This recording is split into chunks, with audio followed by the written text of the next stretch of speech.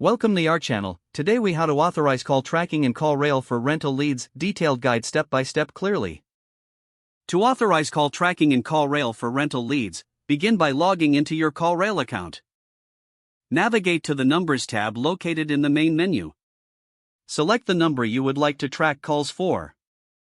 In the Numbers settings, locate the Integrations section. Click on the Add Integration button.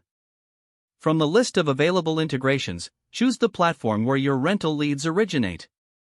Follow the on-screen prompts to connect your selected integration. Once connected, you may need to provide necessary API keys or authentication details. Ensure that your integration settings align with how you capture rental leads. After configuring the integration, return to the Numbers tab. Verify that your tracking number is active and properly linked to your source. Next, head over to the Form Tracking section if you are also tracking online submissions. Ensure that your website's form is set up to capture lead data accurately. In the Call Tracking section, enable any additional tracking features relevant to your rental leads. Finally, test the call tracking setup by making a test call to your tracking number. Monitor your CallRail dashboard to confirm that the call has been logged correctly. Once verified, your call tracking setup for rental leads is complete. If the page does not load, refresh the browser or try again in a private or incognito window.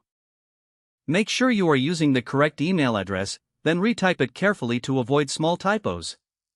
If your password is not accepted, use the reset option and create a new strong password you can remember. Check your spam folder for verification or security emails, then complete any requested confirmation steps. Enable two-factor authentication if available to improve account security and reduce unauthorized access risk. After signing in, review your profile details so your contact information and settings are accurate and current. If you see an error message, note it down and try again after restarting your device and internet connection.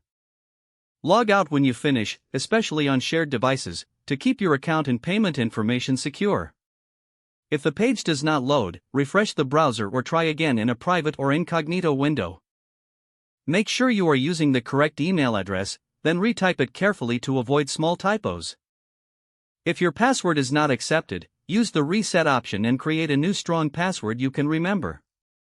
Don't forget to like this video and subscribe to our channel for more step-by-step tech guides.